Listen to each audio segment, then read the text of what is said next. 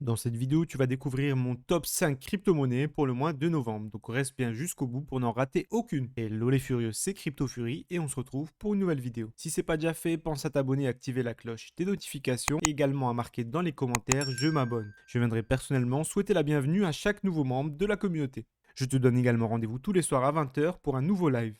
Alors en cinquième position, on retrouve le Solana. Donc le Solana qui n'est plus à présenter, qui est actuellement au cours de 232 dollars. J'en avais parlé dans des précédentes vidéos.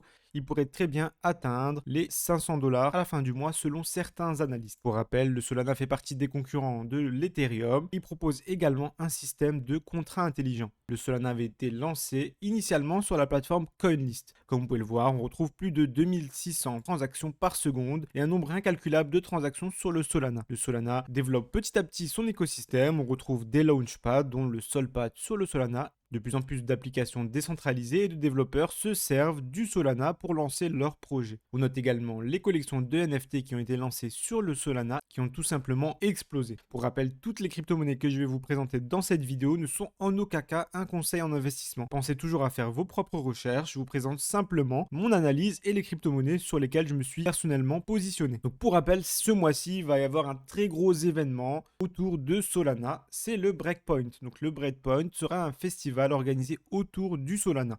Il aura lieu entre le 7 et le 10 novembre. Ce festival a attiré des grands noms de la crypto-monnaie. On retrouve notamment Sam Bankman-Fried, qui est le CEO de FTX et de Alameda Research, et également l'homme le plus riche au monde en crypto-monnaie à l'heure actuelle. Pour rappel, FTX est également un des plus gros exchanges au monde. On a bien sûr le fondateur de Solana lui-même, le CEO de Circle, une société liée aux crypto-monnaies, mais également le CTO de Coinbase et pas mal de beau monde. Comme vous pouvez le voir sur cette liste, on retrouvera lors de cette conférence un grand nombre d'orateurs et de personnes très impliquées dans la crypto-monnaie. Vous pouvez voir, on a les cofondateurs de sociétés telles que AAVE, Solanium, Valhalla, ainsi que des business angels et pas mal de personnes qu'on va retrouver que du beau monde lors de ce festival. Et ce festival va en fait viser à faire une sorte de brainstorming autour du Solana pour voir quelles sont les futures applications de cette blockchain. Donc je pense à titre personnel que ce gros événement qui ramène autant de monde important dans la crypto-monnaie pourrait avoir un très gros impact sur le Solana, d'autant plus si on repart dans une phase haussière qui pourrait se révéler explosive durant ce mois de novembre. Quatrième position, on retrouve le Secret Network. Pour rappel, Secret Network, c'est en fait un protocole de vie privée pour la blockchain. Donc en fait, ils permettent de crypter toutes les transactions et de garder son anonymat même sur la blockchain. Ce qui est intéressant et pourquoi je pense qu'il a un gros potentiel durant le mois de novembre, c'est notamment son partenariat avec la crypto-monnaie Cosmos, qui pour rappel permet du coup une meilleure interopérabilité et une connexion entre les blockchains. Ça va permettre en fait à Secret de pouvoir apporter son protocole d'anonymat à différentes blockchains. Également, toujours concernant le Secret, on a le réalisateur mondialement connu, Quentin Tarantino, qui a lancé une série de 7 NFT autour de son film culte Pulp Fiction. Et vous savez quoi? Il a lancé et créé cette collection de NFT à partir du protocole de Secret Network, ce qui participe en fait à faire un gros coup de pub pour la crypto-monnaie. Troisième position, je placerai le projet Illuvium. Pour rappel, le projet Illuvium, c'est un projet de Play to Earn, système de gaming avancé autour des NFT, donc ce sera des collectibles, qu'en fait vous aurez des NFT qui seront des personnages que vous pourrez utiliser dans ce jeu-là.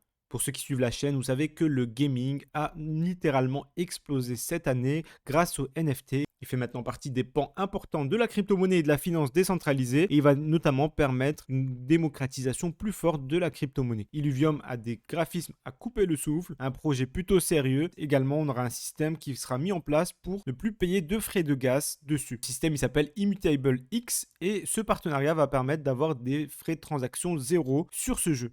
En deuxième position, on retrouve Avalanche. Pour moi, Avalanche, c'est un des plus gros concurrents de l'Ethereum qui a pas mal performé ces derniers temps. On le retrouve aujourd'hui à un cours de 74 dollars et il continue d'augmenter. Avalanche rassemble à lui-même des frais de transaction très faibles et il est également écologique. Il permet également une plus grosse interopérabilité et grâce à son système de multi-blockchain, il va pouvoir régler pas mal de problèmes qu'on retrouve actuellement sur l'Ethereum. Donc pour rappel, l'Ethereum a des problèmes de transactions, donc on ne peut pas lancer suffisamment de transactions simultanées sur l'Ethereum et ça fait augmenter les frais de gaz, donc les frais de transaction sont très élevés. Avalanche a trouvé la solution pour ça avec son système multi-blockchain, donc il possède 3 blockchains, une qui gérera les frais et les transactions qui sont liées aux dApp, donc aux applications décentralisées, une autre pour les particuliers et une troisième qui fera la jonction entre les différentes blockchains. Pour moi, Avalanche, pour l'instant, est plutôt sous-coté et il peut très bien performer durant ce mois de novembre. Donc actuellement, il a un market cap de 16 milliards, actuellement en 13e position des crypto-monnaies avec la plus grosse capitalisation. Selon moi, durant le mois de novembre, il pourrait très bien aller chercher le top 10 des crypto-monnaies. On retrouve notamment de plus en plus de développeurs qui se tournent vers la plateforme Avalanche grâce à ses frais de transaction très faibles. On a Avalanche qui a lancé son fonds Blizzard, donc ce sera un fonds de 200 millions de dollars qui est en fait destiné à attirer les développeurs sur la blockchain de Avalanche. On a également le hashtag Avalanche qui est passé en top trend sur Twitter. Et enfin, à la première place de ce top 5, on retrouve le Polkadot. Je vous en avais déjà parlé durant les dernières semaines, mais le Polkadot a su s'imposer avec le temps comme les blockchains avec des contrats intelligents qui permet la meilleure interopérabilité et avec le plus de potentiel. Le Polkadot a attiré de plus en plus d'investisseurs, mais également de développeurs sur sa blockchain et le mois de novembre pourrait s'annoncer très fort pour le Polkadot, notamment avec le lancement de ses parachains que beaucoup attendaient. Plus précisément, le 11 novembre, le Polkadot va lancer ses parachains. Et on pourrait retrouver à la clé une hausse du cours de la crypto-monnaie Polkadot qui a pas mal performé déjà durant les dernières semaines. Mais vous allez me dire, qu'est-ce qu'une parachain? Une parachain, c'est en fait une des chaînes secondaires qui est liée à une blockchain. C'est un dispositif qui est propre aux blockchains Polkadot et Kusama. Et comme ça, en fait, les projets qui voudront se déployer sur l'une de ces blockchains auront besoin d'un slot parachain au sein de l'une de ces blockchains. Donc, ils auront besoin d'une place dans une de ces blockchains. Étant donné que les emplacements sont très limités, Polkadot propose un système d'enchères pour attribuer ces places. Et au total, on va retrouver 5 enchères différentes qui seront retrouvées pour les projets hébergés sur la blockchain Polkadot. Participer aux enchères sur les parachains permet en fait de financer des projets d'avenir pour les écosystèmes Polkadot et Kusama. Et les projets qui seront sélectionnés, ils vont permettre à celles et ceux qui ont investi leur token de se voir attribuer des jetons du projet. Si jamais votre projet n'est pas sélectionné, vos tokens DOT ou KS seront bloqués. On ne sait pas exactement quel impact ça va avoir sur le cours du Polkadot, mais on a pas mal de spécialistes et d'observateurs qui pensent qu'à date du 11 novembre, on pourrait voir une forte hausse du cours du Polkadot. Voilà pour mon top 5 crypto pour le mois de novembre. J'espère qu'il t'a plu. Pas à mettre un like sur la vidéo et à me dire dans les commentaires, selon toi, quelle sera la crypto-monnaie qui va le plus performer durant ce mois de novembre. Je te donne également rendez-vous tous les soirs à 20 h pour un live sur la crypto.